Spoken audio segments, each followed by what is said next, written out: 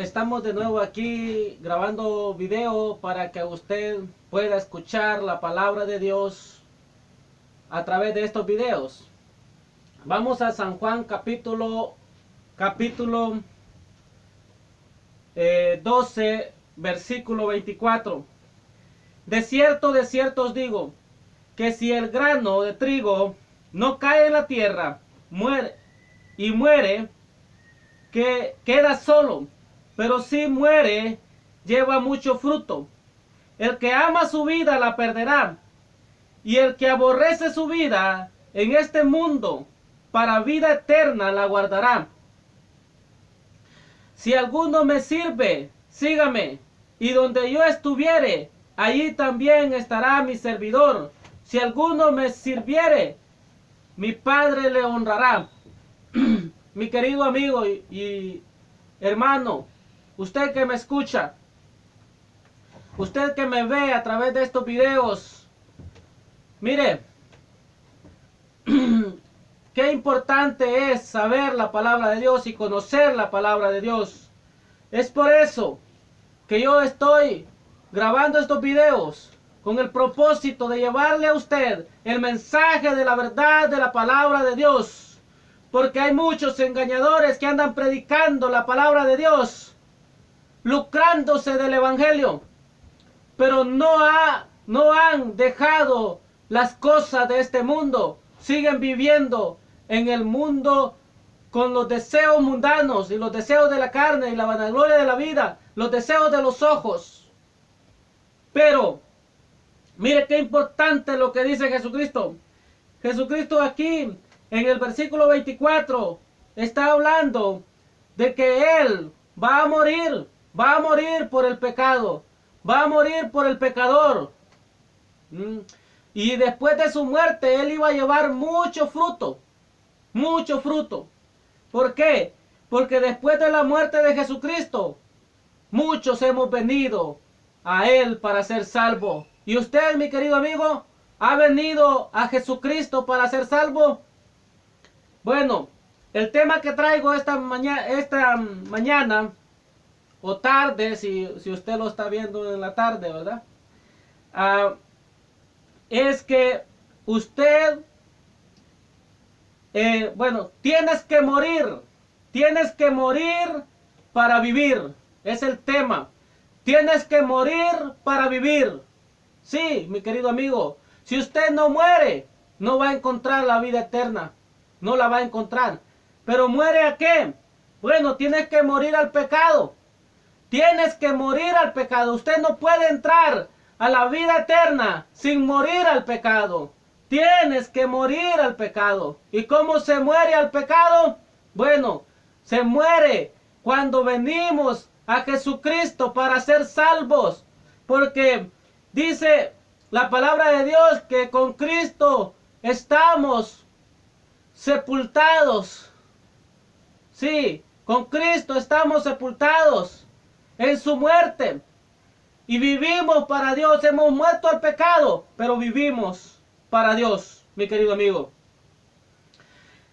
El que muere al pecado lleva fruto. Mire lo que dice el versículo 24.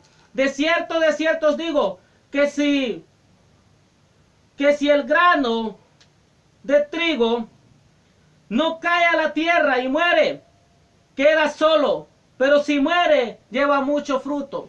¿Sabe qué significa el bautismo en agua? El bautismo en agua no es algo que sirve para la salvación. No, el bautismo en agua es un símbolo. Nada más, el bautismo en agua es un símbolo. Usted no va a ir al cielo por ser bautizado en el agua. No necesita ser bautizado en el agua para ir al cielo. No es verdad. Muchos enseñan esto, que usted tiene que ser bautizado en agua para ser salvo. No. El bautismo es un símbolo. ¿Qué significa? Que usted murió, por eso tiene que ser por inmersión, ¿va? No con un chorrito ahí. No rociando del agua. No, sino tiene que ir abajo del agua. Porque el bautismo significa sepultura. Significa muerte. sepultura y resurrección. Muerte, sepultura y resurrección. Eso simboliza el bautismo en agua. Es un símbolo nada más. ¿Hay que hacerlo? Sí, hay que hacerlo. ¿Es necesario? Sí, es necesario. No para la salvación, pero para un testimonio público. Ese es el bautismo. Mire, vamos a ir a Romanos capítulo 6. Mire lo que dice. Romanos capítulo 6. Y vamos a leer del 7 en adelante. Dice, porque el que ha muerto ha sido justificado del pecado. Y si morimos con Cristo, creemos también que viviremos con Él. Sabiendo que Cristo, habiendo resucitado de los muertos, ya no muere. La muerte no se enseñorea más de Él. Porque en cuanto murió el pecado, murió una vez por todas. Mas en cuanto vive, para Dios vive. Así también vosotros, consideraos muertos al pecado, pero vivos para Dios en Cristo Jesús, Señor nuestro. No reine pues el pecado en vuestro cuerpo mortal, de modo que le obedezcáis en sus concupiscencias, ni tampoco presentéis vuestros miembros al pecado como instrumentos de iniquidad, sino presentaos vosotros mismos a Dios como vivos de entre los muertos, y vuestros miembros a Dios como instrumentos de justicia. Porque el pecado no se enseñoreará de vosotros, pues no estáis bajo la ley, sino bajo la gracia.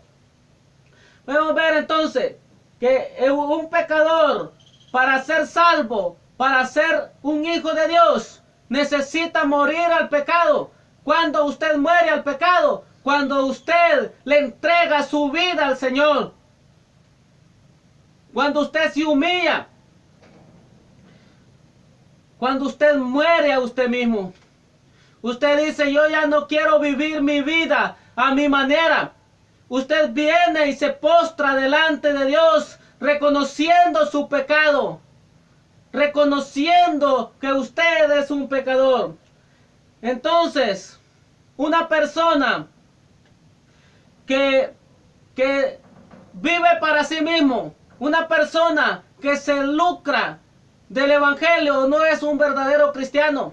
Una persona que busca las cosas materiales de este mundo no es un verdadero cristiano. Su confianza está en las cosas materiales, no está en Cristo. En 2 de Corintios 5:17, de modo que si alguno está en Cristo, nueva criatura es, las cosas viejas pasaron, he aquí todas son hechas nuevas.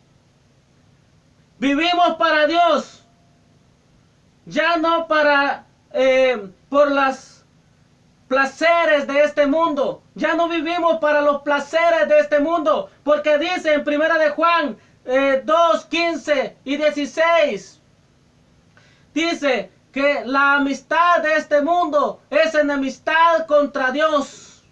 Así dice, la amistad de este mundo es enemistad contra Dios. Porque todo lo que hay en este mundo, los deseos de la carne, los deseos de los ojos y la vanagloria de la vida, eso es lo que hay en este mundo. Los deseos de la carne, ¿va? Ahí están los deseos de la carne, vivos. Y están muchos viviendo en estos deseos carnales, porque no son salvos todavía. Y viven conforme a la carne.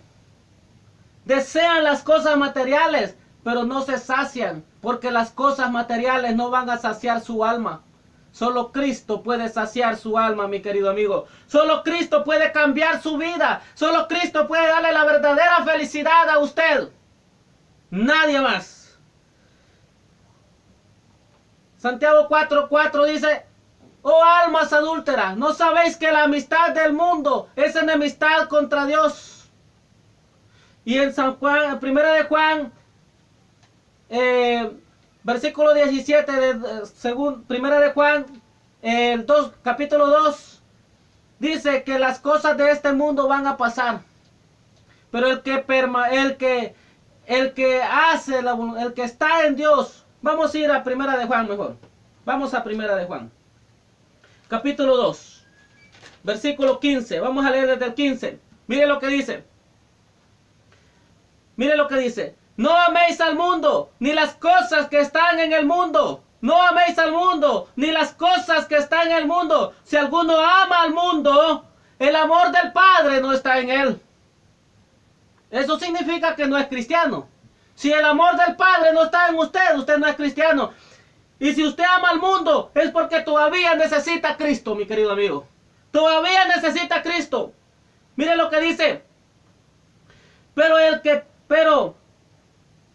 Dice, porque todo lo que hay en el mundo, los deseos de la carne, los deseos de los ojos y la vanagloria de la vida, no provienen del Padre, sino del mundo. Estas cosas provienen del mundo. Los deseos que usted tiene de cosas materiales, eso es del mundo. Porque aquel que ama a Dios, aquel que ha venido a Cristo para ser salvo, aquel que ha sido redimido por la sangre de Cristo, no tiene su confianza en las cosas de este mundo, mi querido amigo, sino en las cosas celestiales.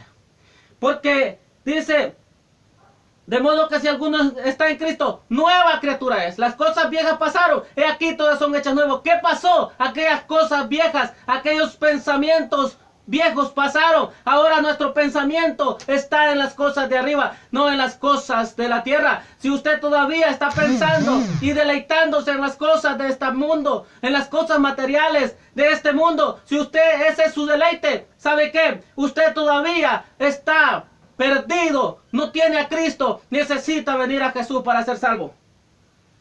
Porque todo aquel que ama al mundo es enemigo de Dios. Así lo dice la palabra. Porque todo lo que hay en el mundo, los deseos de la carne, los deseos de los ojos y la vanagloria de la vida, no provienen del Padre, sino del mundo. Y el mundo pasa, mi querido amigo.